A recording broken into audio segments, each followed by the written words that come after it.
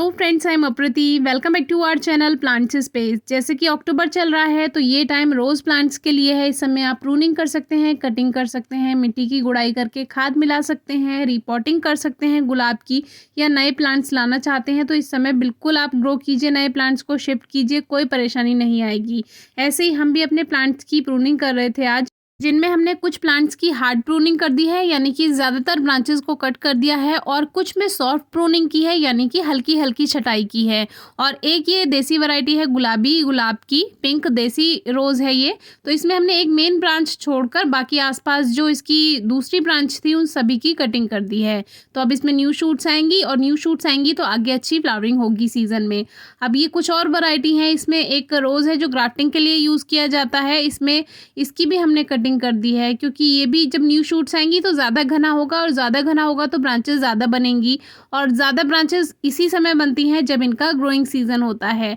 बहुत से लोग रेनी सीजन में कटिंग कर देते हैं, लेकिन वो टाइम कटिंग का नहीं है। अब लगभग सितंबर लास्ट या अक्टूबर में आप इसकी कटिंग प्रूनिंग कर सकते हैं। इसमें से ही डबल शूट्स बनती हैं। अब ये गुलाब की कुछ दिन पहले हमने आपको फ्लावरिंग दिखाई थी, देसी गुलाब में इसमें बहुत अच्छी फ्लावरिंग हो रही थी, लेकिन इसी लालच में अगर हम इसको ऐसे ही रहने देते हैं तो अभी कुछ दिन तो ये फ्लावर्स देगा और फिर थोड़े टाइम बाद फ्लावर्स देने बंद कर देगा।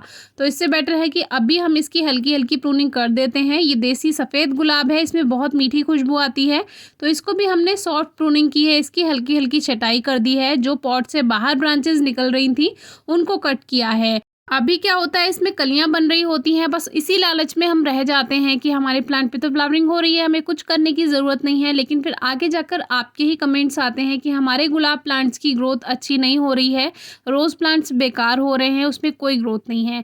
तो ये बेस्ट टाइम है, आप अभी नया फर्टिलाइज़र मिलाइए मिट्टी में, चाहे तो रिपोर्ट कर सकते हैं। अगर ड्रेनेज सिस्टम अच्छा नहीं है पॉट का तो रिपोर्टिंग कर दीजिए, प्लांट स्ट्रेस में नहीं जाता है, क्योंकि अक्टूबर से लेकर जनवरी फरवरी तक का जो टाइम होता है वो गुलाब का ही होता है। और ग्रोथ करने का जो टाइम है उसमें प्लांट अगर थोड़ा बहुत स्ट्रेस में चला भी जाए तो कोई फ़र्क नहीं पड़ता। कुछ दिन उसको छाया में रखिए, शेड में रखिए रिपोर्टिंग के बाद, और फिर आप उसको डायरेक्ट सनलाइट में शिफ्ट कर सकते हैं।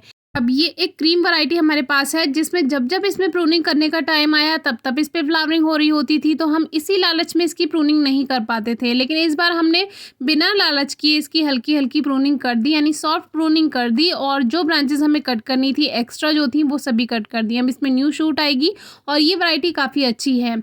अब ये एक वैरायटी है हाइब्रिड रोज़ की, तो इसका सूखा फूल हमने कट किया, फिर हमें लगा आपसे भी शेयर करना चाहिए। देखिए, जहाँ से इसका सूखा फूल कट करेंगे वहीं से ही इसमें डबल शूट्स आएंगी और ब्रांचेस ज़्यादा बनेंगी। तो सूखे फूलों को हटाने के लिए हम इसलिए भी कहते हैं कि प्लांट की एनर्जी जो है वो वेस्ट होती है, इसीलिए ड्राई फ्लावर्स को कट करते रहें। जो ड्राई ब्रांचेस हैं काली पड़ गई हैं उनको कट करें। ये एक गुलाबी मिनिएचर वैरायटी है, तो इसको भी हमने हल्का हल्का प्रून कर दिया। अब इसकी भी झाड़ी बनेगी, एक तरह की बुश होती है, तो इसको जितना प्रूनिंग हमने कर दी अब इसमें से डबल शूट्स आएंगी, वो भी अच्छी हो जाएगी। अब इसमें खाद ऐड करते हैं। अब बहुत से व्यूअर्स पूछते हैं कौन सा खाद मिलाएं, तो देखिए हम तो गोबर की खाद या सरसों की खली का ही यूज़ कर लेते हैं। वर्मी कंपोस्ट आप यूज़ कर सकते हैं, कंपोस्ट यूज़ कर सकते हैं, या फिर अगर आपके पास कुछ नहीं है तो रोज़ फूड आता है मार्केट में, उसमें बहुत सारे फर्टिलाइज़र मिक्स होते हैं, तो आप उसको यूज़ कर सकते हैं। 1 टेबल स्पून या 2 टेबल स्पून उसको उसकी क्वांटिटी आप उसके पैकेट पे देख सकते हैं, तो रोज़ फूड के नाम से आता है, तो वो आप ले सकते हैं। उसमें सब मिक्सचर होता है, तो वो आप 1 चम्मच एक गमले में 12 इंच के दे दीजिए, जैसा भी उस पर मेंशन किया हुआ है, और उसके अकॉर्डिंग आप उससे भी बहुत अच्छी फ्लावरिंग पा सकते हैं।